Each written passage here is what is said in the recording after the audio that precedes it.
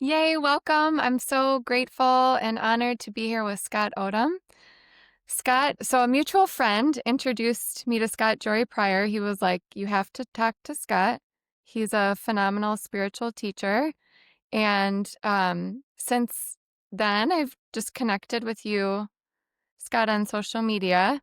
And every time your face pops up on social media, um, like you just have this authentic happiness about Mm, you.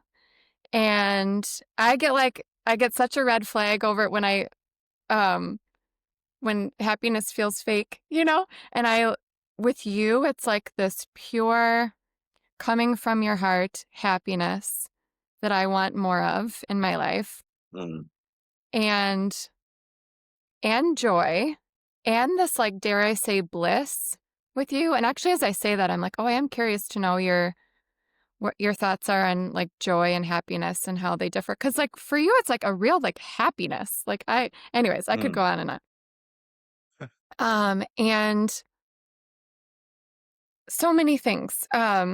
So yes, this bliss about you too that is just so contagious, and that's just drawn me to you, and you're so authentic with all of it.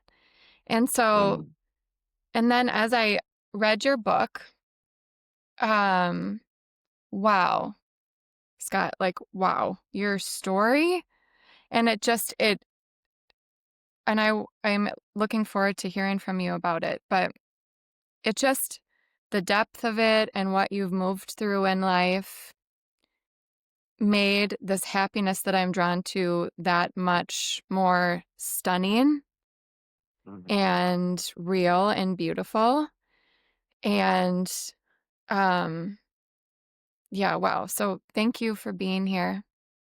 I'm excited to see your face here in real time and to have this time with you.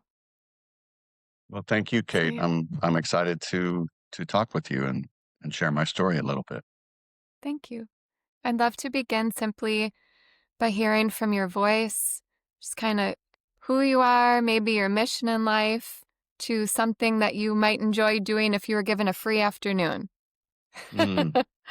Um, okay, yeah. I am just a regular guy, right? Uh, Someone who had a career as a police officer and I don't know, really deeply engaged with the world, but Yeah, not in a very skillful way. Doing my best, but, um, when I started to encounter real trouble and real problems, partly as a result of work and partly as a result of, my own family stuff, um, yeah, I started to get really upside down with suffering, mm, um,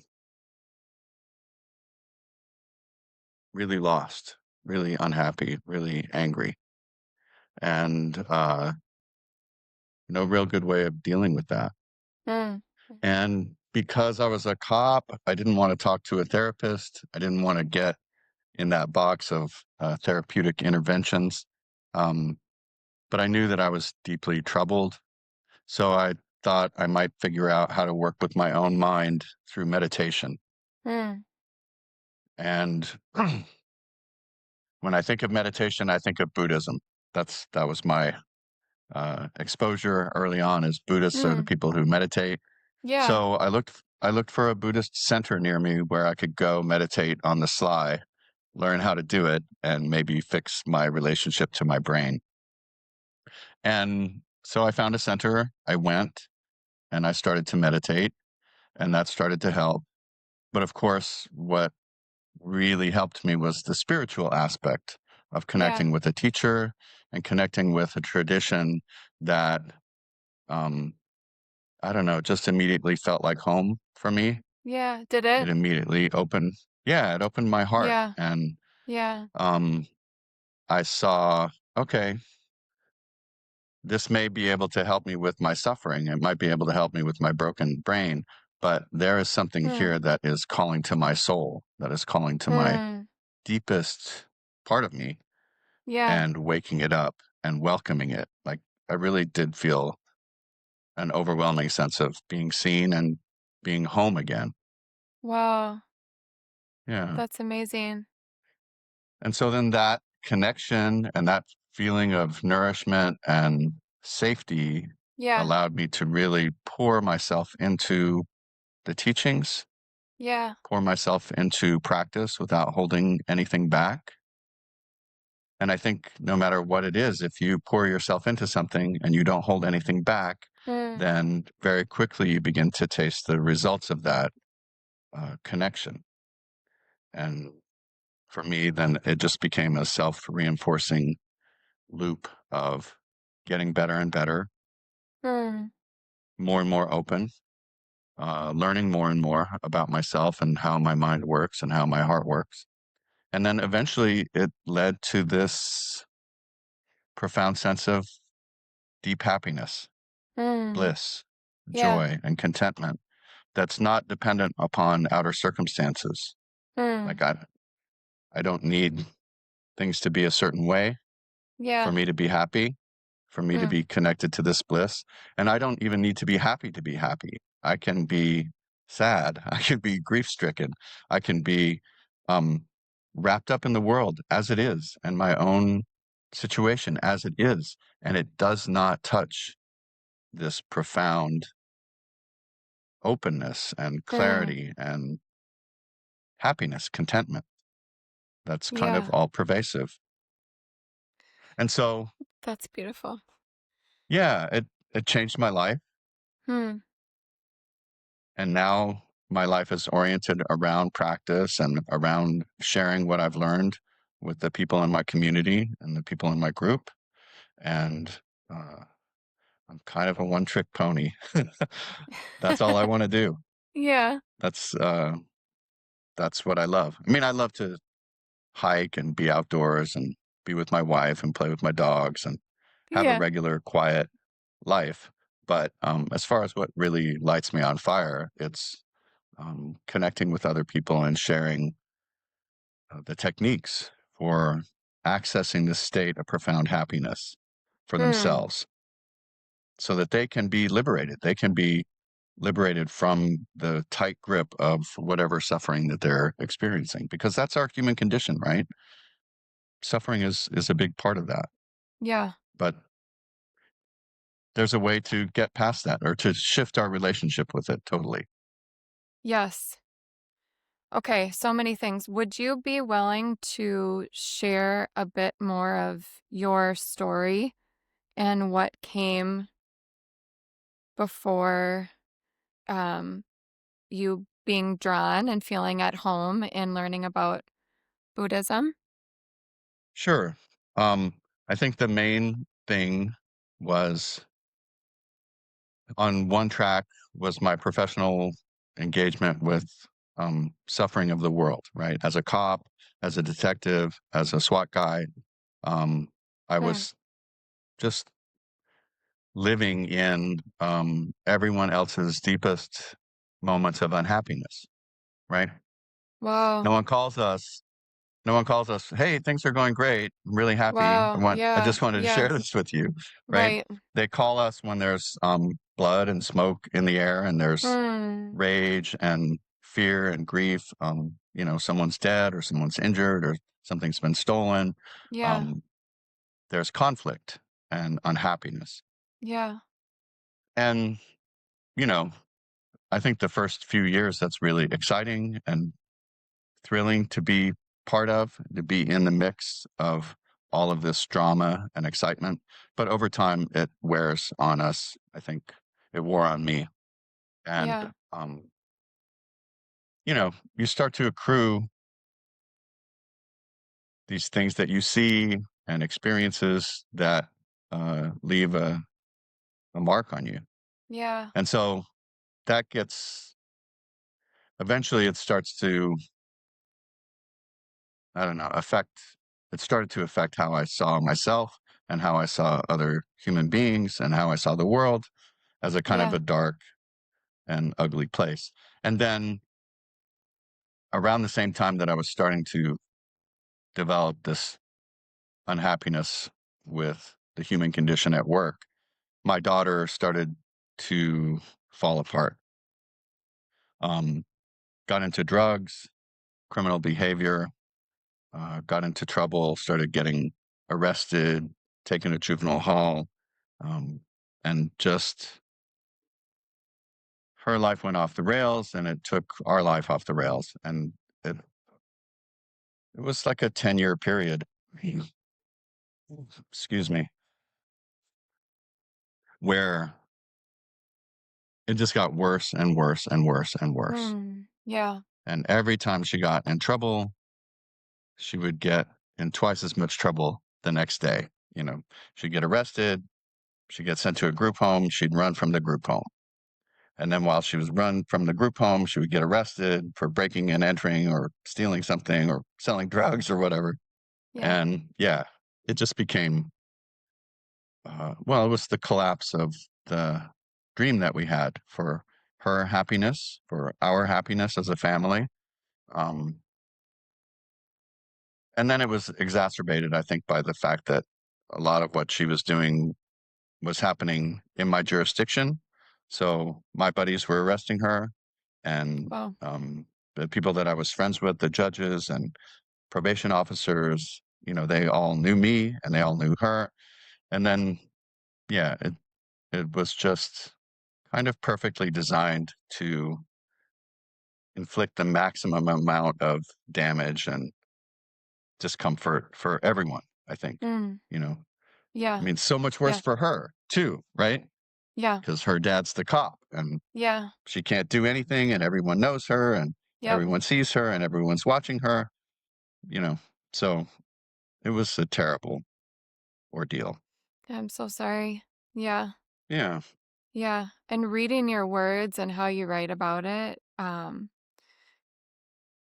it's just so tender, and Mm. just like the way you share that in your journey, just so vulnerably. I don't know. I feel like it's been a while since I've read a book where I like felt like I held it in this such care. Um, Mm. so I just want to say, like, I so respect the way you wrote about it and share your journey and your story. And um, yeah, yeah. It- And then so how, where in that journey then did you, were you introduced to like Buddhism and meditation? And like you mentioned, your broken brain, feeling like Mm. it was broken. Like what does that mean? And how did that like draw you to Well, I meditation? think, yeah. I first made the connection before everything went off the rails. Uh-huh. Like I I was struggling with depression and anxiety, but I Yeah. really wasn't experiencing the full-blown breakdown that was to come. Okay. Yeah. So I made this connection, and I really loved it. I was like, "Okay, I'm home. This is my path. This is important to me, and it's going to help me." But after only a few months, like, it's weird. The the founder of our branch of Tibetan Buddhism, Shama Yeah. Rinpoche, Mm-hmm. a Tibetan monk, um, he's not usually in the United States. And right after I connected with this center, a Yeah. couple of months later, he was he was there for some Wow. reason, Yeah. and I met him, and I took refuge, which is like officially becoming a Buddhist. Mm-hmm. You you go through a ceremony and you take refuge, and he gave me the refuge vows, Wow. and that was like I didn't even understand what I was doing. I just knew, oh, this is the right thing to do, and this is a precious opportunity.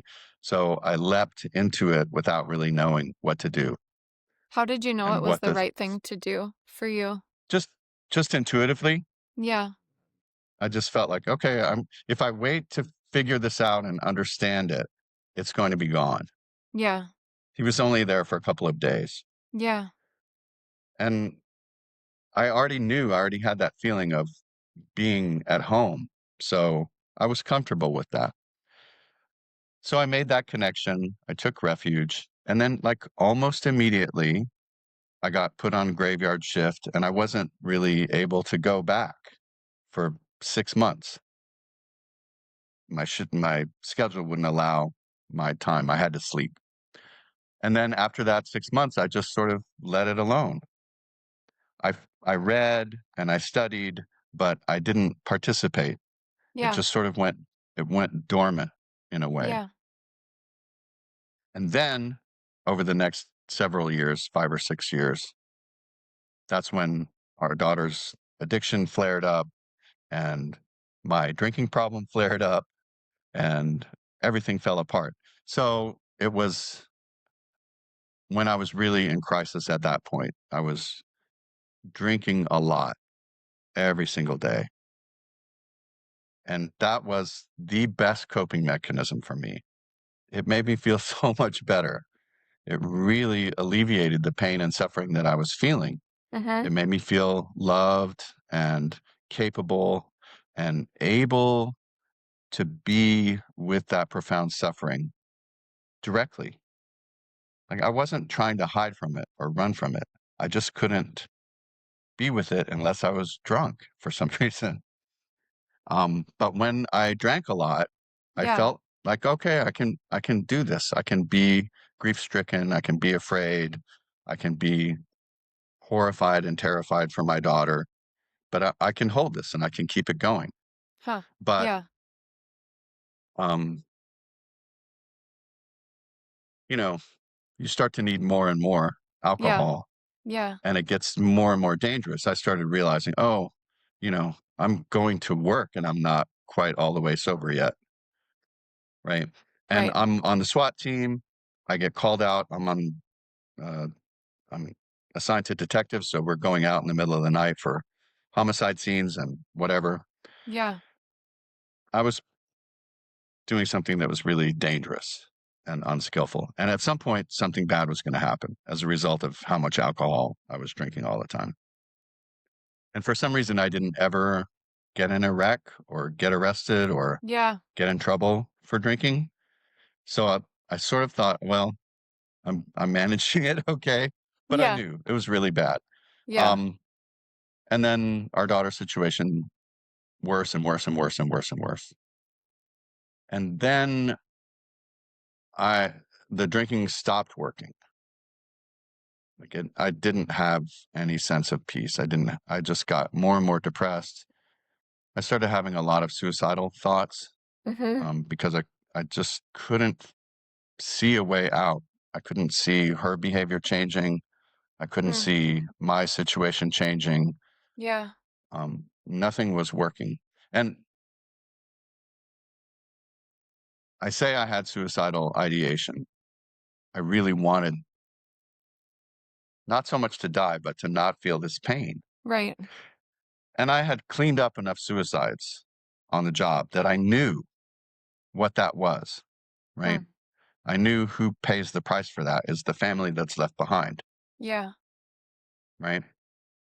It's an act of violence against the survivors, really. Mm. And sometimes the pain is so great that people can't see that and they check out, and that's fine. But I knew for me, I really, really did not want to do that to my wife or to my daughter or to my friends, to the people who would have to clean up the mess that I left. Mm. So I was sort of between a rock and a hard place. I couldn't stop thinking about ending my life. I couldn't stop drinking. And there was no off ramp that made any sense to me. Mm. And I realized, okay, like it's one thing to be suicidal, but if you're suicidal and you're abusing alcohol, so your impulse control is really low, and then you're carrying a gun all the time, it's like I'm this close to checking out all the time. So I realized, okay, I'm just one bad decision away from ruining everybody's life and ending my own. Mm. So that's when I really said, okay, I've got to get back. Yeah. to the center. I really got to get Yeah. serious about this meditation. Yeah. And that's when I really dove in and took it seriously and committed to Mm. doing the work. Is that when I think you wrote something in your book, something like your mind falling open? Oh, Is that yeah. around when that Yeah, was? yeah. I had What was a, that experience? so there were a couple of teachers that taught at that center that were students of the founder, and they had Yeah. gone through 3-year retreat Yeah. and become official teachers, lamas. So they were well trained and well regarded and experienced.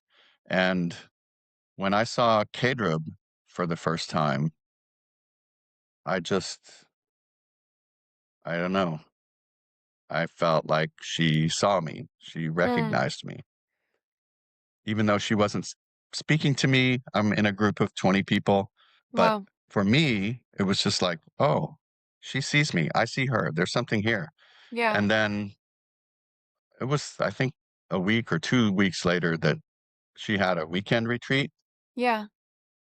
So I went to that weekend retreat, and it was during that weekend retreat while she was talking that my mind fell open, Mm. right? And I don't know how to describe it except to Yeah. say that suddenly I was in a different space. Okay. I didn't I didn't see anything different, Yeah. right? It was still her and Yeah. me and the other students, but for the first time I had this utter clarity. Yeah. Like my mind was wide open, spacious. Yeah. Everything seemed perfect. Everything Mhm. seemed luminous and Mm. shining with an inherent divinity. Wow. I was utterly sure, oh, this is heaven. This is the Pure Land. This Yeah. is perfection. Everything's fine. There's nothing to worry about. Yeah. And I will never lose this feeling. Did Right? you? Did that hold? The No, Okay. it went away. But when you're in it, Yeah. it's so utterly clear and transparent that you think, oh, well, I will never forget this. I will never unlearn this way of seeing, this way of experiencing. Yes. And How it, for can me, we Wow, yeah. Yeah, it that lasted 3 days. okay. So I was like that for 3 days. Yeah. And then gradually, the real world came back. My ordinary Yeah. mind came back. It's interesting to me though how we can never unlearn it, and also it doesn't stay, but yet it doesn't go either. Like you Yeah. still have it in you. Um that's this is interesting to me. And then so what happened from there? Um, so then it was just a matter of me doing everything that I could. Mm. Whatever the teaching said to do, I did. Whatever practices I could do, I did. I was meditating for 2 or 3 hours before work every day. Wow. Wow. I was meditating after work. I Wow. was, you know, going to every retreat that I could go to, every Yeah. teaching that I could go to. Can I Um, ask you, like, what is it a guided meditation? Is it complete silence? What are your um, meditations like? yeah, so at that time, it was mostly just calm abiding meditation, Okay. shamatha What is meditation, and what does that which is consist of? it's it's basically just following the breath and quieting the mind, Hmm. stilling the body, counting the breathing, Yeah. and disengaging from involvement with the thinking mind Hmm. and allowing it to sort of slow down a little bit. Yes. So that comes with, right, the beginning when you start to notice the thoughts and see them, it seems like they're multiplying and that Hmm. your mind is completely out of control, monkey mind, just one Hmm. thought after the other. Yeah. Yeah. But it's always like that. We just weren't really paying attention to it. Yes. And then over time, as you gain some stability, the mind does quieten down, it slows down, and you begin to experience some spaciousness in Hmm. relationship to your own thinking.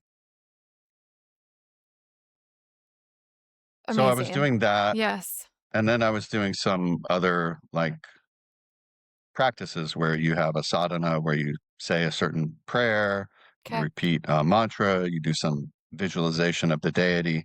So there's some structured kind of practice in that, Yeah. um, but built on that foundation of sort of taming the mind and shifting your relationship to the thinking mind. So Amazing. that was what I was engaged in. Yeah. So I just, okay. So one of my reasons for starting this podcast, so I grew up Christian and I'd still consider Mm, myself Christian. Um, like I, but like I, the kind of Christian where I want to get to the heart of what Jesus came to do and yeah. to like, because sometimes it feels as though there have been layers added on, right, to Christianity. Hmm. You notice anything that can be good, it can also become like rigid and used for not good stuff too. Right. And so I think I wanted to like give myself freedom and anybody else that like loves Jesus and is also open to being spiritually expansive. And I don't know a lot about Tibetan Buddhism and just being what it means to be a Buddhist in general. Although I have had some people say to me, like, oh, the way you see life sounds more Buddhist to me than Christian. And I'm like, oh, I don't, interesting. I wonder what they mean by that. Um, and like I said, I see this Jesus energy in you, and Hmm. I kept thinking this morning, like, I would love to know, like, what if Jesus and Buddha were sit down and have a conversation, like, what would they chat about? And like, I'm saying all of this because I'm curious, like, from your perspective, would you say the heart of Jesus and the mission of and teachings of Buddha are the same and aligned? And or like what differences might there be? Mm. That's a great question, Kate. Um, and I don't know. I don't think that they're exactly the same thing. There's certainly a core love, right? Yeah. Love at the core of both of these, I think, is the essence. Um, and it's weird because I have this personal relationship with Jesus. I have this connection with him Hmm. that um, is intimate and personal and experiential, Hmm. and yet I don't consider myself a Christian, Well, right? But I have had visions of him. He's come to me. He's taught me. in your He's very meditations? no, like uh in that liminal space between sleep and wakefulness, Wow. before you're dreaming, but you're still awake. He's come to me. This is where I have a lot of, I guess I call them visions, Yeah. visitations. Yeah. They're Yeah. not, it's not the state. I mean, I Yes. have dreams Yes. that are visions, right? I'll be dreaming and then I'll get a vision, and that's not like other dreams. But there's also this visitation space in Wow. my experience. And so from my experience, I'm conscious, I'm awake, Yes. but Yes. I'm in that liminal space. Yes. And then something happens that is Yes. inexplicable. And yet it's so real and so powerful that it never leaves you. Yes. So, That's so funny you say that. I was literally just writing yesterday about a time that one of my most powerful, like, spiritual experiences happened in that liminal space of waking up in the morning. yeah, And I just felt it's the so, juice. yeah. What's that? What's the juice? Yeah, it's the juice, right? We're we're in a space where our traditional identity structures are very loose and Hmm. open. Wow. and the veil is very thin. Yes. And it's the ideal time to Yes. connect with us, I think, Yes. from the spiritual realm. Wow. It's just so, this must be a liminal space too, because I literally like wrote that Oh, question out yesterday. Like, what is that space? Why is it special? Like wanting to Google it and research it, and you bring that up here now. Do you remember what Jesus said to you in that space, or what Jesus felt oh like to yeah. you? Yeah. This was at a time when I was in the middle of all of this drama. I was working at the DA's office, so I'd left the sheriff's department and I was working as a criminal investigator in the district attorney's office. That was the last 10 years of my career. And there was a woman, a female prosecutor, who was a devout Christian. And I was really heavily into Buddhism. And for some reason, we would talk to each other about Yeah. our respective faiths and Yeah. experiences, much Yeah. like this conversation. Oh, this Yeah. is similar. This is similar. Yeah. And both of us very determined to get to the heart, Yes. the essence of Yes. what the teachings were. Not at Yes. all interested in anything that wasn't that, right? Yes. So I had this strong heart connection to her. I really um, thought about her a lot, and I admired her faith and her Huh. Christianity and the way that she walked her path.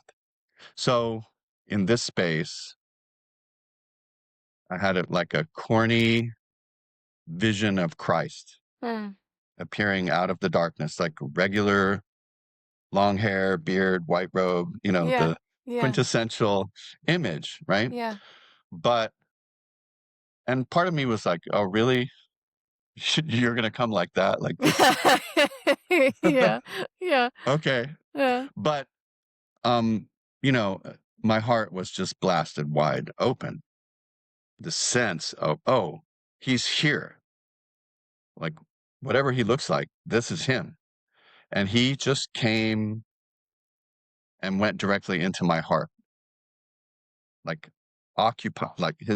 went physically into my heart, his body.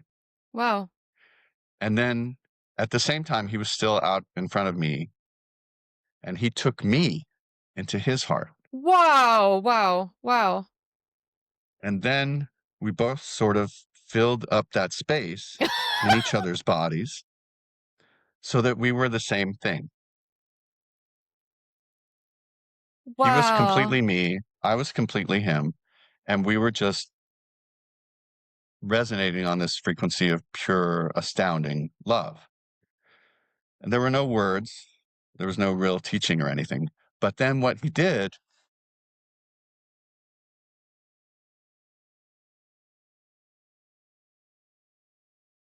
he showed me this woman.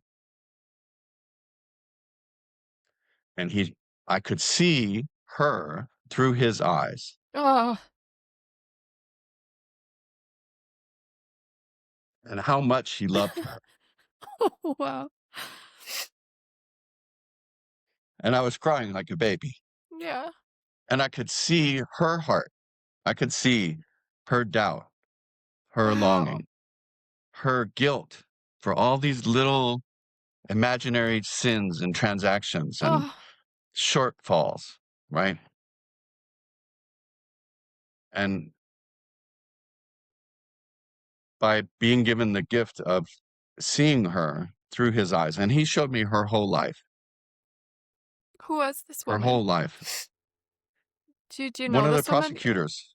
Yeah, Oh, yeah, yeah. the woman. This The is my woman. friend. Your Yeah. friend. Your friend. Yes. Yes. Yes. Yeah. Oh, wow. He showed me her life. Wow. So I saw her as the little girl. I saw her relationship with her parents. I saw her praying. Oh. I saw her unable to pray. I saw her every time that she connected with him, right? Oh.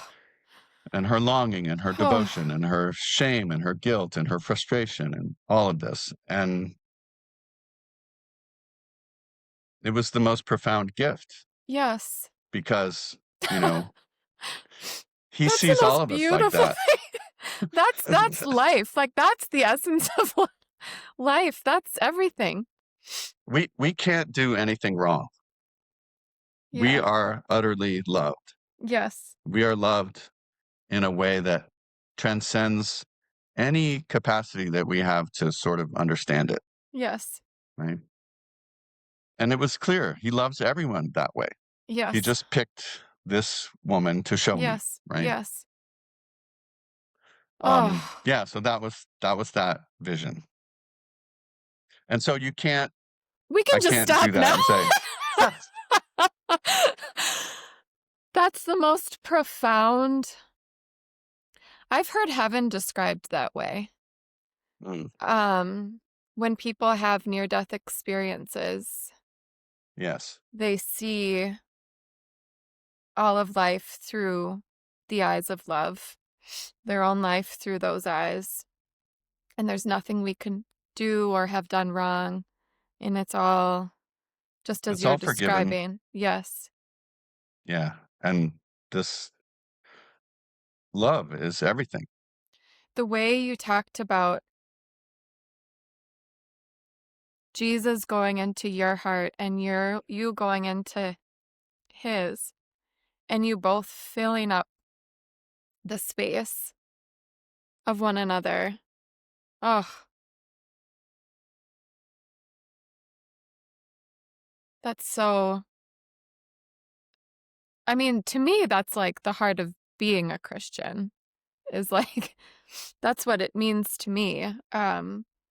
Is whatever experience, the amazingness of the experience you described. Like, and lastly, and then I'll stop rambling, but that's so beautiful. It reminds me so much, one of my favorite lessons, and I just had this experience again before having a conversation with you, but actually I first had it with my child, and again with my dog. Okay, so this sounds so silly probably, but here I am, I've already started it, so I'm just going to say it. Like, when you look into each other's eyes, how you can see your own reflection. Mm. Like, I was just sitting with my dog before this, and I saw myself in her eyes, and um it doesn't sound that cool, but I swear there was something when I first realized that reflection quality the first time in the eyes of my child looking into my eyes, and we were both reflecting one another back and forth. For some reason, it just reminded me of Christ's love and the way we reflect love back and forth. And your story just reminded me of that quality. Um, that's so beautiful. Okay, so um, actually, Scott, do you want to tell me the story of your wife too, and seeing? May I ask that, of seeing Christ in her? And then I want to ask about Buddhahood. You had this, like, what? Didn't you tell me that you had a story? Um. Oh, that wasn't my wife. That Oh. was a stranger. Oh, it was a stranger. Yeah, yeah. Yeah. But I could tell that story. Or do you want to come back to that? It's up to you. No, no, we could Yeah. we could talk about it. It seems it's another one of the touchstones of my connection with this Christ energy, right? Yeah. Um, I had retired and we'd sold the house, and my wife and I bought an Airstream, and we were going to travel and heal from all of this horror that we'd been through. Yeah. Um, but like right after we started our trip, she her brother died unexpectedly. He was young, and Wow. she had to fly to Florida for the funeral, and I was driving across the country with the Airstream to Mm-hmm. catch up with her. Yeah. Um, so this happened in Texas, so right in the middle of the journey, Hmm. and I saw this ad for this place where I could camp and visit these caverns, these underground caverns. And I was like, I really want to go there. I don't know why. So I went Hmm. there, drove there. We could camp in the parking lot area and then go on a tour of these caverns. And I went into the little gift shop, and it was right at the end of business day, last tour was going to leave in 5 minutes. There were two women in the gift shop that were employees. This really cute, friendly, happy, beautiful little girl who was selling the tickets, and then this rough, loud, obnoxious, tatted up woman, older woman, still young, who was like making a lot of noise in the back. So I got my ticket for the tour, and the rough, loud, tatted up girl was like, I got him, I'm taking him. And she took me on the tour. And it was just the two of us, just me and her. Hmm. And it's like a 2-mile tour through these vast and beautiful caverns underground. And she started talking about the geology and the deep time and the history, doing her spiel Hmm. of the tour. Yeah. But very quickly, she's like, you know what, dude? It's just you and me. Why don't we have a real tour? Why don't we just be real? Yeah. And she started telling me about her life Hmm. and her time in prison and her divorce and her abusive husband and losing her kid and her drug addiction and Wow. her connection to Christianity, Wow. right? Her visitation from Christ, Wow. her commitment to love. And like she had a visit with Christ when she was 13. Wow. And she said, I want to be your servant. I want to serve you. And he Wow. told her, if you want to do this path, you're going to encounter all of this difficulty. You're going Wow. to be a drug addict. You're going to lose your kid. You're going to go to prison, all of this. And she's like, okay, I'll go. I want to do it. And so we started working our way through the caverns, and I'm talking about Buddhism. And I wasn't talking very much about Buddhism, but I was responding to her from my own spiritual experience Yes. without trying to cloud it with the Buddhist terminology, Yeah. but meeting her heart to heart. Yeah. And then eventually we found ourselves at the very deepest part of the caverns, in the center of the tour, in the center of the United States, and what felt like the center of my life. Like I was 50, Yeah. right? And in the center of really everything. It was just so clear to me that there was this profound turning point Hmm. that my whole life had led me to this Wow. moment. Yes. And I could see her shining with the light of Christ Yes. in her. And Wow. it was utterly clear to me that there was Christ and her and me, and the three of us were having like the the first Christian fellowship, right? Wow. Yeah. That's what it was like. Yeah. It was in some quiet place, someone's Yeah. home, and a few people gathered with him, opening their hearts Hmm. and Hmm. really seeing each other, Wow. right? We were strangers, but we completely opened our hearts to each other Wow. and completely felt the power of Christ's love moving Hmm. through us, Wow. right? Yes. It was totally That's so beautiful. shocking. Yes. And that was not a liminal space. I mean, except that everything Right. about it was a liminal space, but I was Yes. completely awake and aware Yes. and myself and not odd at all. But there was no doubt about Yes. what was happening. Yes. That's so beautiful. So how And can it had we nothing to do yeah. with Buddhism, Yeah. you know, Yeah. nothing. How can we, when life seems like it hasn't turned out the way we would have wanted or the way we would have dreamt it, how can we still find happiness and peace? Oh, that's a great question. And I think it's so clear. If we look, we can see that anything that we want, anything that we imagine, is so impoverished compared to what's given to us already. Hmm. We are given everything, everything. And to me, it seems like the only sin that there is to say, I want it to be some other way. Wow. I don't accept your gift. I don't accept your creation as you've created it for me. I don't accept the path that you've given, that you've laid out before me. I want it this way, Hmm. right? We can, if we can find the courage to let go of that, our own idea about our happiness, our own ideas about what the meaning is or what's important and what's not important, what's tolerable or intolerable, then we can find ourselves in this field of love that's all pervasive, that accepts everything, and that's not dependent upon outer circumstances to be a certain way. And it gives rise to this recognition that we are always held in his embrace.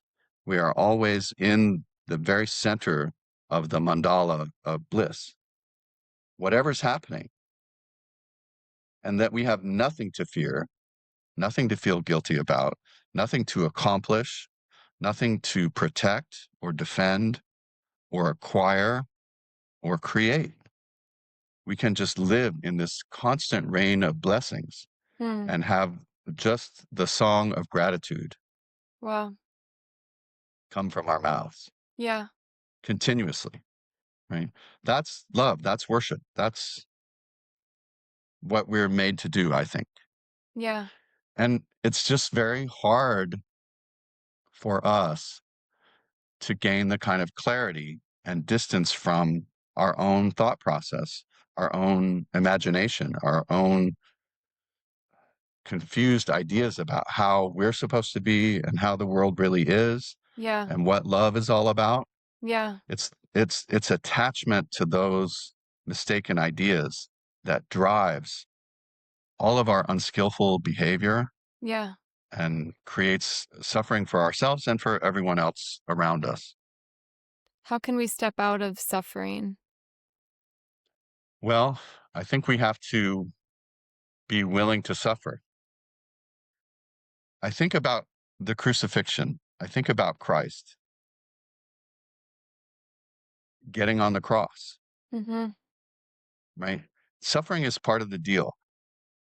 Suffering is part of our covenant with God. Hmm. But when we really what that act is to me was him giving up his body, him Yeah. giving up his human life, him giving up his hopes and fears, Wow. him giving up his ideas Yeah. about what Yeah. God's love means, Yeah. right? Because he had his moment of doubt. He asked for this Yeah. to pass him by, right? Yeah. But he got up on the cross and he gave. He gave all of that. And I think we're invited always to do the same, Yeah. to give up our Wow. idea Yeah. of our whole life, our whole Yeah. identity. Yeah. Like it can't be a half measure thing. Yeah. Like I want to keep this part for me, Yes. but then I want these good things in Yes. addition. We Yes. have to just push all of our chips forward Yeah. and let go of all of that. And then when we do, Yeah. then we're truly reborn. And where does that meet creation? Like our own role in creation in the world. And Well, to me, until we do this work, we can't create anything. yeah. What we create is limited by Yeah. the amount of our own egoic Yeah. participation, Yes. right? Right. But the more we can clear that out, the more we abandon that and let go of that, Yeah. then we become a conduit for that creation. We become a Mhm. conduit for love, Yeah. and it expresses itself through us. And then it's as close to perfect as you can get. Hmm. And you don't care what the outcome is. Yes. It's just a pure offering. Yes. That's so lovely. And I think it's just a question I find myself asking so often. Is Mm. this like back and forth between like longing to create an attachment to um, my role in it all and outcome and Mm, all that. Yeah. Um, yeah. It's funny, and this is like, well, maybe I won't go there, but well, maybe I just will. Like social media does like play a role in that for me, and just like it's so mhm, interesting, and like um, I took a break from just being on social media just for like 5 days, and I feel so content and just like mm. happy, like driving my kids to school, and and then like and then I'm like, oh, I feel pulled to like write or create or something. And then when that meets, when those creations meet the eyes of other people, it always feels like an ego death. And like, so I don't know why. I think it's like an interesting exercise for me to like figure out sharing my art with the world, you know? I don't know, Mhm. just kind of a tangent, but I guess I'm curious, like in real life circumstances, how these like things play out and form us and help our ego fall to the side. And yeah. Yeah, I think I mean, I struggle with the same thing every time I post. Yeah. Y- You know, it feels Yeah. terrible, but Yeah. Does it for sometimes, you? yeah. Oh, yeah. I Okay. mean, I love Yeah. it in the moment when I'm creating it, Yes. right? Because I'm talking to someone and I'm Yeah. sharing something that's vital and Yeah. And you authentic, feel like love and you with you? feel it. Yeah. Yeah. Yeah. Yeah. But then as soon as it's released into the world, then yeah, the ego, it's like, oh, the Yeah. ego reacts and it goes out into that realm that is so uh, ugly right now. Yeah. It's hard to be a part of it. Yeah. Yeah. So it's problematic, but I Yeah. have faith. I have faith. I Okay. just let it Yeah. go anyway. Yeah. I know Yeah. that all of that is just my thinking mind Okay. and it's not important. It doesn't matter. So how do you Right. decipher the thinking mind from love? Mm. Well, through practice, Okay. right? Through a lot of practice. Yeah. But essentially, anytime that there's constriction, Uh-huh. then I know that that's what's causing that constriction is my idea about something, Yes. not about the thing itself. Yes. Oh, this means I'm Yes. going to experience this, or Yeah. people are going to think that, or this or that. Yeah. So for me, the constriction is always the indicator, 100% reliable indicator. Oh, I'm in my thinking mind. And Cool. when there's no constriction, when it's open, it's just love, and there's no labeling, then I know that I'm in open awareness and I'm fine Cool. and there are no problems. Right. Yeah. Yeah. And so when when you're creating from that place of love, Yes. create and release Yes. and recognize that any misgivings that you have about it have nothing to do with that creation or that release. Huh. They're only the activity of your thinking mind, Yeah. 100%. Yeah. And you don't have to worry about that. You don't have to Yeah. think about what you think about. Yeah. You don't have to solve any of those problems that the mind offers you up as a problem. Yeah. Oh, people are going to think this and people are going to say that, and this is going to Yes. happen. You don't have Yes. to address that at all. You can just Yes. release it. Yes. Because those are more thoughts about like my identity. Yeah. And yeah. Yeah. Yeah. Okay. I'm But glad your I said that. identity Yeah. is love, Right. and nothing can touch that. Yes. Nothing else Nothing does can make matter. that better. Right. Yes. Right. Nothing can make that worse. Yes. It's perfect, right? Yes. So you're Right. sorted. You're Yeah. taken care of. I'm good. Yeah. I love that. 100%. Yeah. Yeah. Yeah. You feel so peaceful. Yeah, well, there's nothing to attack or defend. There's Yeah. nothing to do except abide in this love, as this love. Hmm. So what is Buddhahood? I think it's that.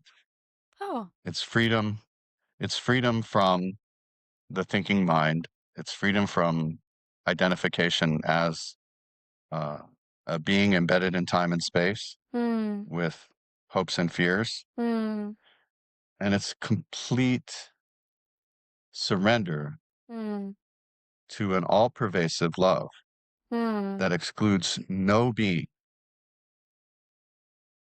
and that places demands on no one mm, and that is only open and aware and infused with this bliss. mm. That And sounds nice. Yeah. whatever Yes. arises is met with that love. Yes. It's simple. So, do you feel like our lives are is preordained the right word? Or um like I've heard, have you heard of like soul contracts? Like things like Mm, that? yeah. Like what do you think about that, or how does that align with Tibetan Buddhism? Um like where does free will meet like God's plan for our Mm, life, and how that all how do you see that? Yeah. yeah. Well, I like the Tibetan Buddhist approach, which is karma, right? Which is cause and effect. So in the Buddhist view, basically, we have these three poisons: ignorance, grasping, and aversion, right? So we either want the things that we want and Mhm. we do everything with our body, speech, and mind to get the good stuff. And then the things that we don't like, we flee from or try to arrange our lives so that they're excluded Yes. from us, right? Yeah. So that's aversion. So I Okay. can do anything with my body, speech, and mind to get rid of the bad things. And then those things that aren't good or bad to me, I just ignore, right? Which is 99.9% of all creation. And then all of my waking and sleeping life, my whole life is arranged in this project of getting all the good stuff and getting rid of all the bad stuff. Mm. And then every day you're just doing the math. Oh, this bad thing is threatening me, so I have to do these things. And this Wow. good thing is over there, so I need to Yeah. do this and this to get to it, right? Yes. Um, and when we are operating from that ignorant perspective, we do things with our body, speech, and mind that harm others to get what we Wow. want, Wow. right? So I want Yes. this job, so I undermine my coworker so they look bad. Yeah. And then I lie about my capacity so that I look better. Yeah. And then that causes pain and suffering to them. And then my lie gets found out and I suffer and I generate negative karma. Mhm. And the more negative karma I generate, the worse my life gets Mhm. and the worse people suffer around me. And when I do good things, I accumulate positive karma. But in the Buddhist view, we've been playing this game not just for this lifetime, but for numberless lifetimes in the past. Mm.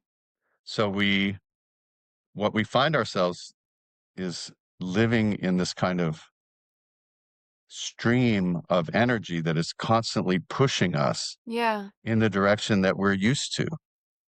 So we do more and more and more of the same activities, and we dig ourselves deeper and deeper and deeper into these holes. And that's Okay. what I was experiencing, right? When my life was all blown up. Everything that I was doing because I thought it would bring me happiness, right? Yeah. Drinking alcohol, I Yeah. think it will make me happy. If Yeah. I kill myself, that will make me happy. If I do this and this, if I, chase my daughter through the streets and kick down doors and drag her out of, you know, drug dens, then she'll be happy and I'll be happy. And I'm Mhm. not seeing, oh, there's a drunk, crazy guy running around kicking down doors and dragging people out of houses, right? Um, but eventually, all of that negative karma drove me to this crisis point, Yeah. right? And I had to change. And then when I changed, then my outer experience started to change. Wow. So, and now, like as you described, right? I'm someone who's happy. Yes. I'm someone who's filled with love and bliss and contentment, even though the world is not a different place, but I have become different. So that's, I think, the Buddhist view. We have all of this negativity and positivity mixed together, and that drives us. And when we don't understand the dynamic, we're more susceptible to doing unskillful actions that make things worse. Mm. But if we follow the teachings, then we can begin to open up this space between the constriction of the thinking mind and this source of love, the source of openness, the source of divinity that's ever present, that's an intrinsic birthright to each one of us. And we can leave the world of confusion and stupidity and sin and live from this place of divinity, this place of love. And it's available to every single one of us, Mm. regardless of what we believe. Yeah. Yeah. Oh, I have so many questions. Um, so do you, I guess I was curious, like, what would someone that is practicing Buddhism feel about manifesting? Mm. Like, do you have any thoughts on that?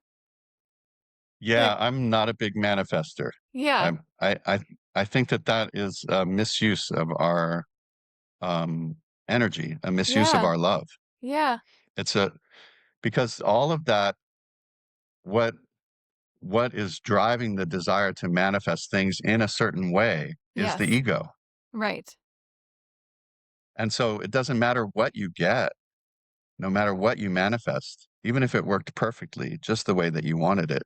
As yeah, soon as you got what you wanted, you would then want the next version. yes, And we can see that at work in our lives already, right? As soon as you get the job, the dream job, you start looking for the promotion, right, right?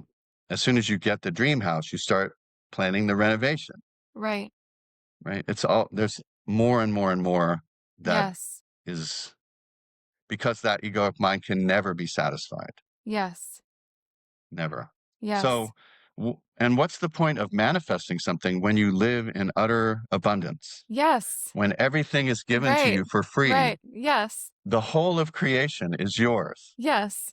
Because I was going to ask, like, do you feel like when you are in that state of bliss, alignment, like, do you feel like it impacts the physical world around you? But then it's like, well, what does it matter? Yeah. Because either way, yeah, yeah, Yeah. I mean, I definitely do notice that what I need comes to me. huh, The teachers I need come to me. The mm, teachings that I need come to me. The lessons that I need are given to me.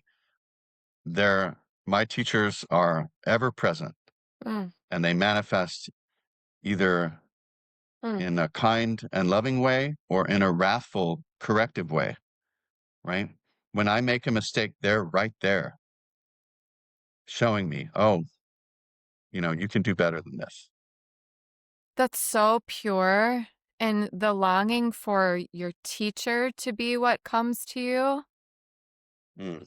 That's such a pure gift to long to receive, to see the right teacher, that you always have the right teacher there. That's really that that's just like world changing to see it that Mm. way. That's really beautiful. Yeah, we really emphasize in Tibetan Buddhism this devotion to the teacher, Wow. right? Yeah. And in the beginning, it is it's hard for us as Westerners, I think, to like, oh, that's just a guy or that's just a woman, and Yeah. I should maintain my Mm. autonomy. I should not be overly dependent on them. But if we really pour our Yeah. whole heart into this act of devotion, Yes. eventually what we recognize is that that outer teacher is really just mirroring the inner teacher, Yes. our own innate wisdom, Yeah. Wow. right? Wow. And once we recognize that inner teacher, then we see that teacher everywhere, Wow. right? Yeah. They do manifest in the form of our teacher, but they manifest in the form of nature. They manifest in the Yeah. form of our own experiences and emotions, Yeah. um, because they're not different from us, Wow. right? That's so Yeah. beautiful. I love the word devotion. Mm, That's such a beautiful word. You write a lot in your book about like some on shadow work and like letting things go, letting things come up and out that have been pushed down. mm, mm, Um, I guess I wonder if that's a part of your source of joy is letting some things go. Yeah, what has shadow work taught you mm, in your life, and how can I make space to let things go that are no longer serving me to be mm. lighter That's a and freer? yeah. Yeah, I think devotion is a key Mm. to the approach. We have to really recognize that these embedded Oh, traumas that we carry, yeah, these aspects of darkness within yeah, our psyche, yeah, we need to love them. We need to hold them with love yes, and really respect them and not ask them to turn into light, not ask them to do something that's against their nature, but to respect their nature and to yeah, have gratitude for the gifts that they bring us, mm, right? This suffering, thank you, mm, right? This humility, this scalding pain and shame, I thank you for it, mm, right? It's medicine to me. It's giving me something, a fullness, a completeness to my experience mm, that without that, I can't really love, right? I can't love if I don't acknowledge the shadow, mm, if I mhm, don't incorporate that, right? I have this view of the world that is everything happens, absolutely everything. yeah, It's not a world of light only and love only. Everything is expressed, yeah, right? As a you can call it God or you can not name it, but what is expressed is the fullness of absolutely everything. yeah, yeah, And in that, there is just as much intrinsic wholeness and authenticity yeah, in the dark world yes, as there is in the light. And the medicine is the same. The work is the same. The importance of it is the same. mm, The divinity of it is the same. mm, We make a mistake to divide it into good and bad, yeah, or sin and grace, or evil and goodness, right? yeah, It's all the expression of the same fundamental force. yes. My And son, yeah, we we partake of that, well, yeah, right? yeah, But we don't have in the West, we don't have a way of processing it. yeah, We want to wish it away or deny it yeah, or cleanse ourselves of it, but you have to incorporate it. You have to let it be what it is and let it give you what it is there to give you without pushing it away or wishing to transform it into something that it's not. And when you do that with authenticity, yeah. then you receive the full gift. How do you And do then it you begin to, authentically? Yeah, without yeah, I pushing it think it away. comes back. Yeah. Yeah, it comes back to this willingness to suffer. It comes back to Christ's Hmm. crucifixion, Hmm. right? The willingness to say, okay, this is scary to me Yeah. and I don't understand it. And I think it's going to kill me. But yes, Hmm. right. It's the yes, I Wow. think, is what is the essential thing. And then it will teach you Yeah. what it's there to teach you Yeah. when you let it know that you're receptive. Yeah. Does that make sense? Yes. My son just said on the way to school this morning, he was like, Mom, can I tell you this question that my teacher asked us yesterday? I thought it was a really good question. And he said, oh, how did he word it? If we could choose to live in a perfect world where there's constant peace and circumstantially everything is good, would we take that over what we have in this world? What would you say to him? And why? Wow. What a kid. What an amazing question. Yeah, for me, it's I want the whole enchilada, right? I think that place of heavenly rest and purity and ease and light is a stepping stone to re-engaging the full spectrum of reality, Mm-hmm. right? So we need that divinity and support and vision to heal in a Yeah. way, to Yeah. become more whole. But I think we already are in heaven. We Yeah. already are Yeah. in the field of bliss. Yes. And that includes all of Yes. the suffering and stupidity and confusion. Wow. And we have the capacity, Yeah. once we've made that connection with our Yeah. true essence, Yes. to then move in the world from that place of love and Yes. bring that gift and distribute it everywhere, Yes. God is moving everywhere. through us, through our experience and expanding.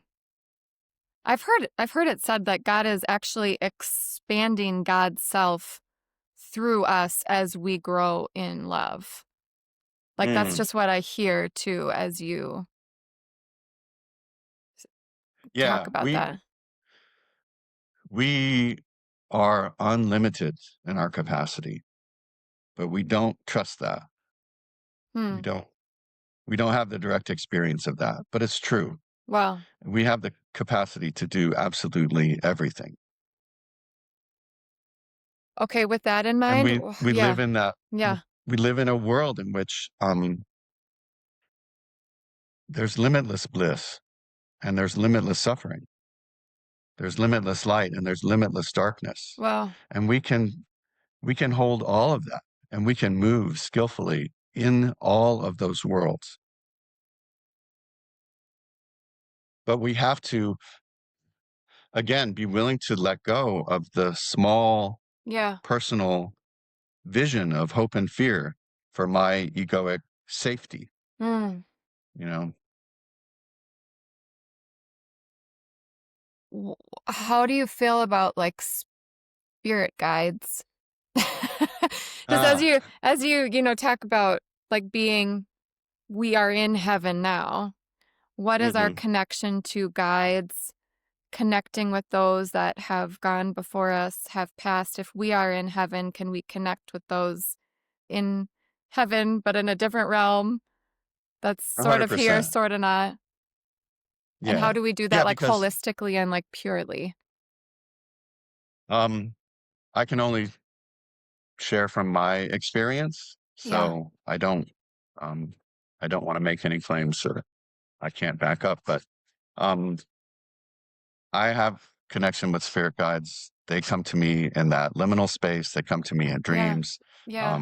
They're ever present, and they don't make any sense, like, they're not, Buddhist or Christian. I mean, there's a whole gamut of, Oh. um, entities, you could call them guides or spirits. Yeah. I don't know what Yeah. they are. I have Yeah. different names and different ideas about them, but I Oh, don't for cool. 1 second think that those names and identities have anything to do with what they are. They're just a handy label. It's sort of how I Yes. feel about Christ. Like I have an image of Christ and I have a name for him, but what he is transcends that utterly. Just like Yes. what I am transcends this package utterly.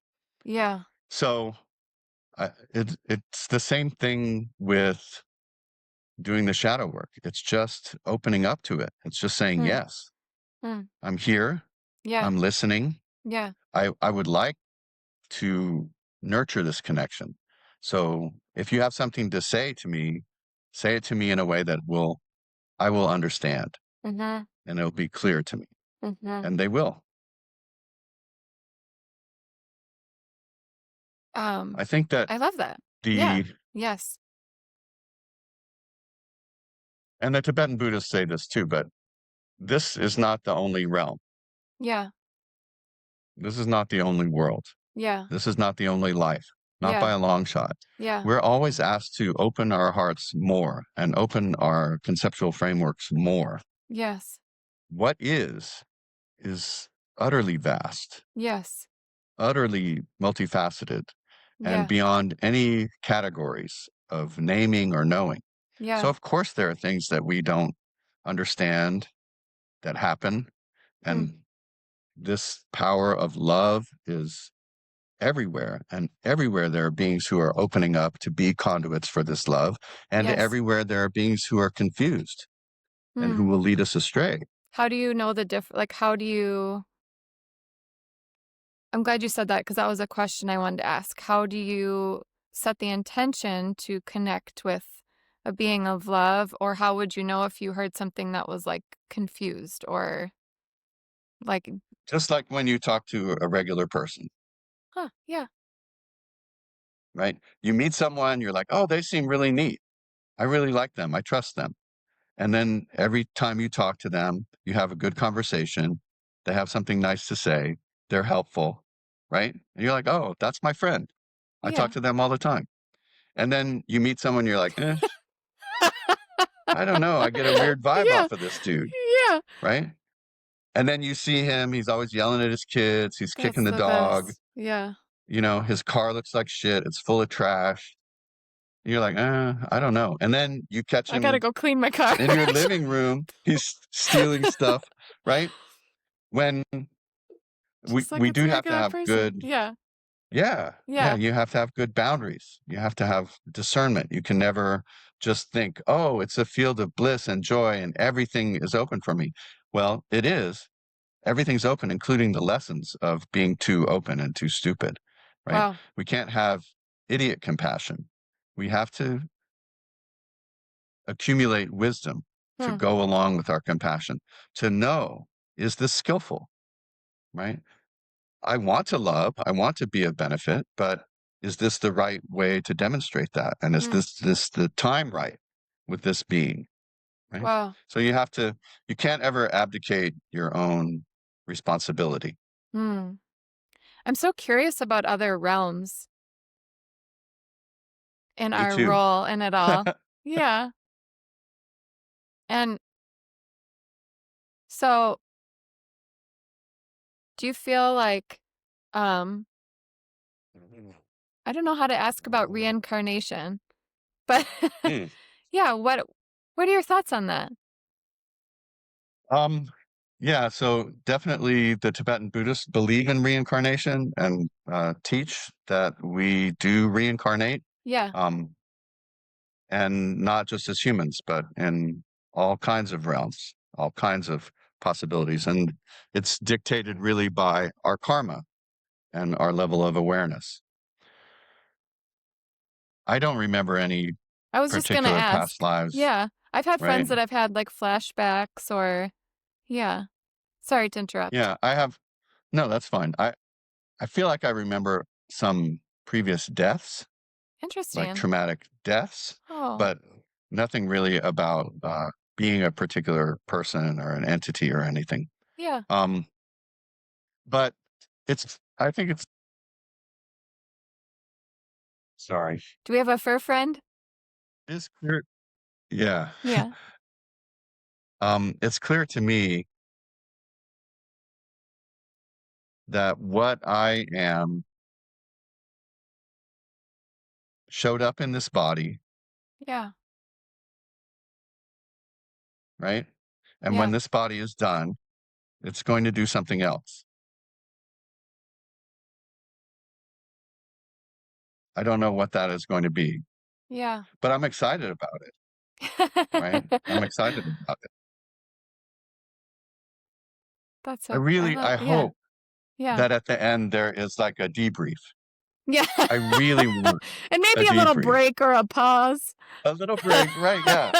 Some nice snacks, Some nice right? snacks, a little refresh. Yeah. And hang out with Buddha and Yeah. Jesus Oh, and have yeah. a good conversation, right? Yeah. And go through everything and say, "Oh, Oh, yeah, I oh. was right about that. Oh, I was totally wrong about that." Right? Oh, that's what was happening. Because Mm, I have an insatiable curiosity about mm. every single thing, right? I want to know. My heart doesn't need to know, but my thinking mind always Yeah. wants to know Yeah. more and more and more and more. What would you like me to know about Buddha? I Mm, realized I haven't met with Buddha, you know? Like as a yeah. spirit guide, I don't know if I would know what Buddha's essence felt like.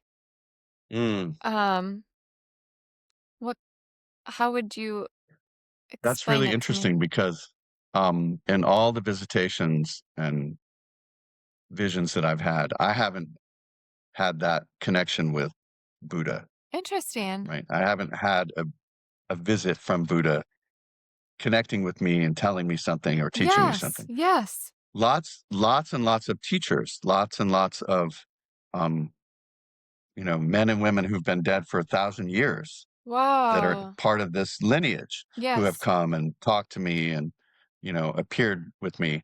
And I think that the reason that that is that unlike this Christ consciousness, which I think is somehow a little more personal, a little more personalized within this entity of Christ. Yeah. Um, this Buddha nature is what we all are, Wow. right? It's what you are fundamentally. Huh. And the way that we connect with that is to make that connection to our own authentic heart, Wow. right? And that's as close, I think, as we can get, right? In the Buddhist idea, Shakyamuni Buddha, the historical Buddha, is the Yeah. one who woke up to his own nature. He was a human being. He's not a divinity. Yeah. He's just a human being Yeah. who, through hard work and wisdom, came to an understanding about how his mind works and what the nature of that mind is Wow. and the nature of this objectless love, Hmm. right?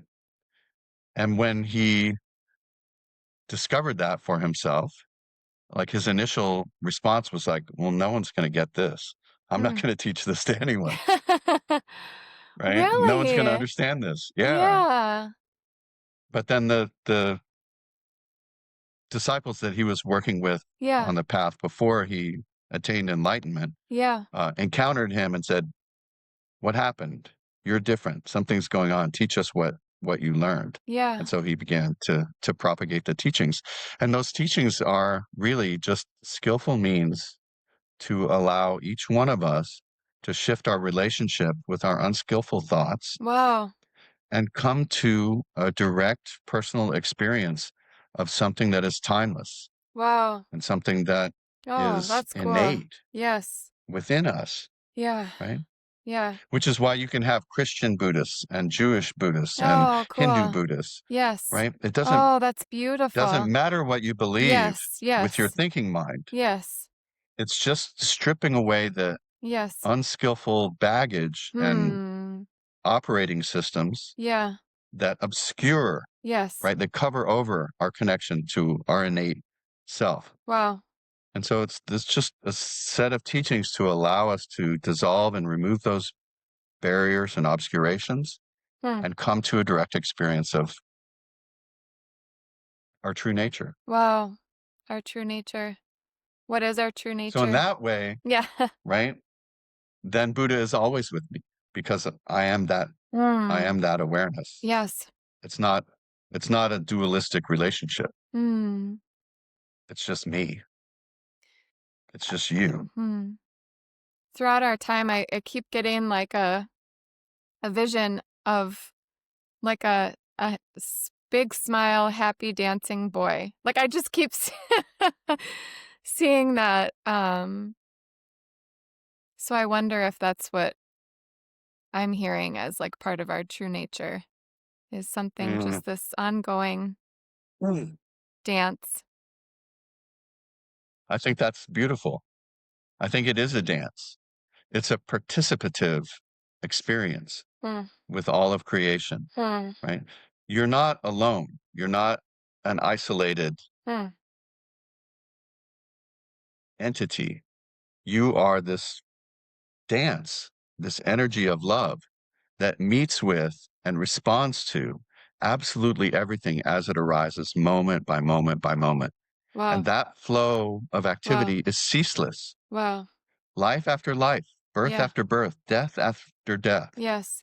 It arises, you Yes. participate with it from this place of love. It's endless perfection. And, to answer your son, it includes all of this Wow. craziness, Yeah. right? Activity. It manifests across the board in every possible way. And we participate in it in every possible way in an endless dance of creation and destruction. And we are the still center around which everything turns. And then how do you know you're going to be okay? Like with all. You, because nothing damages you. Hmm. Nothing has ever harmed you. Hmm. No, right? Yeah. The deepest grief, the Yeah. most horrifying experience, death after death. It hasn't touched your essence. Hmm. It hasn't degraded your capacity for love. Right? The only thing that can be touched and degraded and threatened is the egoic structure, right? My idea about who I am, Mm-hmm. my projects for who I am, how I Mm-hmm. want to be seen in the world. All of that can be damaged. Yeah. But the essence, it's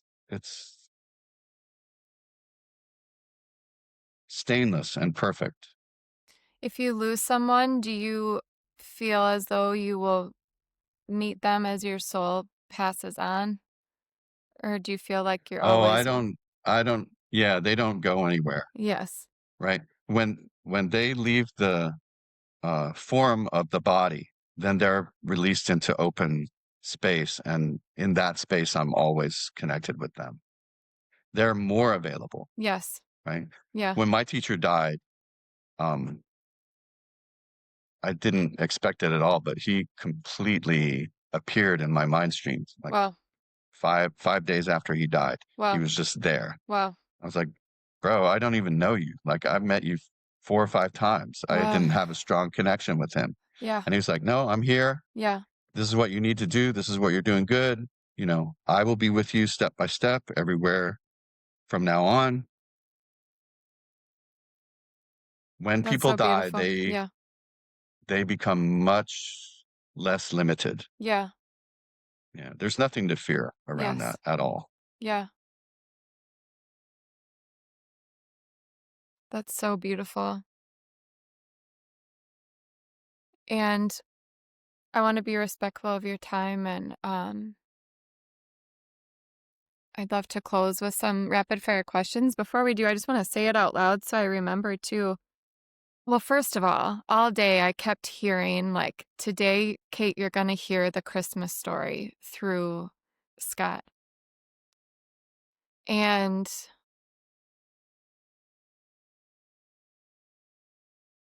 it's just something about like the gift of presence in all things and here amongst us and the way you see life. And um also I just wanted to say I felt so convicted in the most beautiful way, for lack of a better word, just in like I feel like I can get a really strong longing for really like physical things, you know?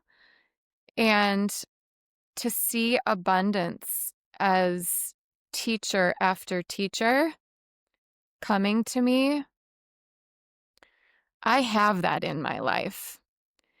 And that is the greatest form of abundance.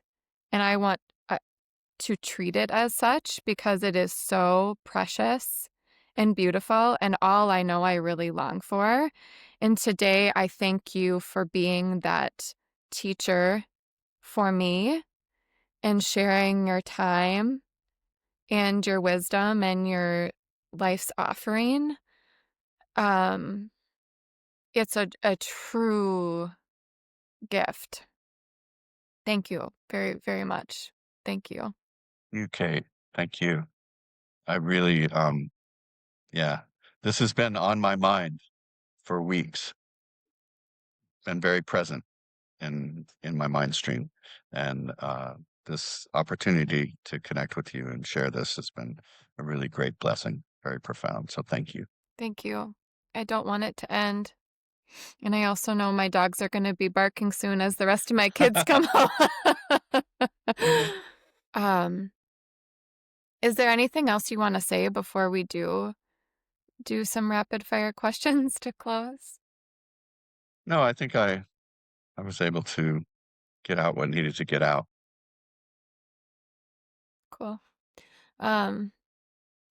Oh, it's so funny too, because I just know, as I say, I don't want it to end. I know like these things are gonna come with me as they Mm, have in other conversations, like they continue to arise as a teacher for me. And like, how did you say it? Like my mind stream? yeah, Yeah, yeah. Like yeah. I love that. Is that's so true. That's so beautiful. Okay. May I ask when do you remember or notice the presence of God from within your body? Well, I would say continuously, right? From the minute I wake up and all day long and all night long. It's just always, Ah, yeah, I don't feel lost. oh, I don't feel alone ever. I feel um so grateful mm, to have whatever is given mm. and completely abundantly cared for and Wow, supported. wow. Doesn't mean that all the terrible things aren't going to happen. They are Yeah, still going to happen, yeah, but that's fine. yeah, That's part of the gift. yeah. I don't I don't I don't want them to slide by me. Mm. I want to get run over. I want to I want to be caught on fire. I want to be um, able to dance with everyone Mm, and everything. that's amazing. And how about the presence of Jesus? When do you Mm, remember that? yeah, I would say, I've had these couple of very well, some earlier ones too. So maybe 4 or 5 really profound connections with him where I know he's there, and he's making himself known to me. Mm. Oh, But then on the day to day, I think it's more like a friend that yeah, I think about and yeah. I know, right? Like a real solid friend Mm, that's always going to be there. mm. But we don't talk on the phone every day. Yeah, I love that. What does faith mean to you? Everything, everything, right? This willingness to trust in what is given and trust in my own nature, Mm, my capacity, mm. um, as Wow, someone who is beloved, as someone wow. who was brought here, right, Yeah, for this purpose. yeah. Um, yeah, I think faith opens the door to our own connection to love, Hmm. to the power and blessings of devotion, Yeah. and to it, it gives me, it's like a fuel that helps spark my diligence and my effort Wow. to eradicating my own confusion, Wow.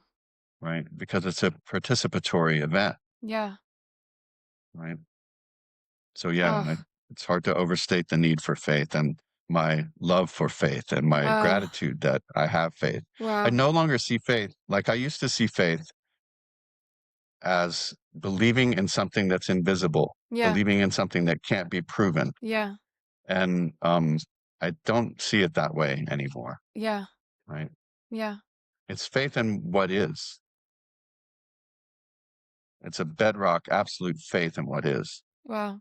And um, when you have that, you can't be afraid of what is. Mm. So then there's no fear anywhere, Oh. right? What is worthy of my love. What is something within my capacity Yes. to engage with fully. Whether Yes. that's comfortable or uncomfortable does not matter, Yeah. right? So that's faith is trust in what is, Yes. I'm just having and a that will moment. take you Yeah. everywhere. Yeah. Yeah. Yeah. It's a moment of gratitude that I get to be here. This Mm, is abundance to me. My heart almost aches. um, how do you hear from God? And what, may I ask, are you hearing right now in your life or today? mm. Yeah, I think he never shuts up. Right? Every single occurrence, every arising, everything is radiant with this love Oh. and awareness and connection and warmth and this message that all is well, Mm. right? All is well. Yeah. And you can completely release your fear, Hmm. completely release any sense of a lack of capacity or doing it wrong or Yeah. um, being held accountable for not Hmm. living up to your own imagination of how you're supposed to do it, Wow. Yeah. right? Everything is given completely freely, Hmm. and everything that we do is celebrated. Wow.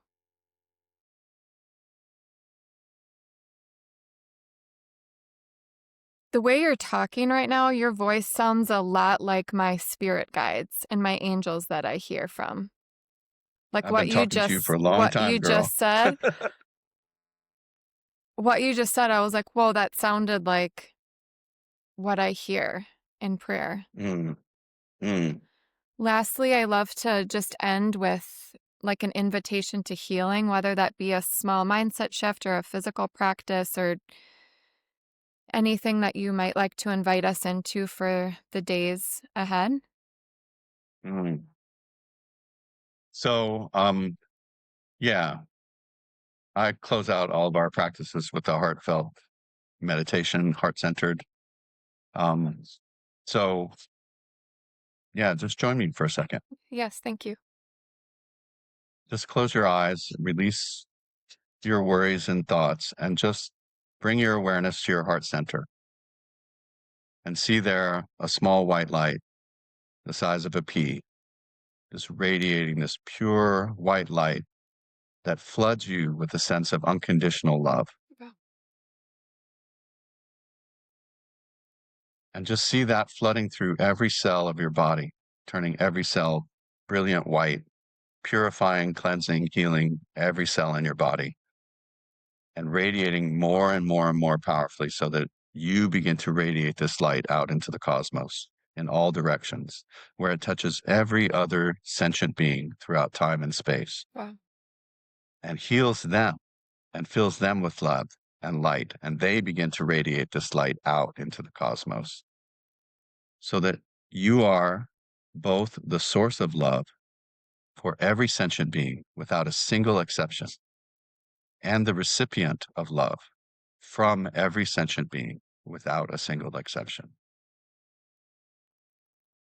And this is our reality. Beyond all the confusion, beyond all the ideas about right and wrong, beyond all of our Mm. projects, underneath everything, this is what's going on. And we can touch into this anytime that we want to.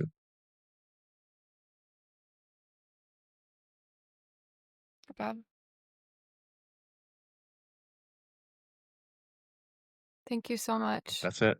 That's Yeah, it. thank you, Kate. This has been a really, really beautiful space I'm to so be a part grateful. of. Thank you. Thank you I'm so really much for grateful. being here. Thank I you. like don't want to let you go. I'm like sad. Yeah, well, we're connected now. Yeah. Oh, Yeah, I'm we're so connected. grateful. Thank you so much. Thank you, Kate. Oh, just like honored and I was gonna go cry and hold my dogs. Yeah, thank you so Well, much. let's Thank let's you. keep this connection open. Yeah, All right. definitely. All right. Thank you Thank you so so much for much. being here. All right. Thank you. Bye-bye. Bye.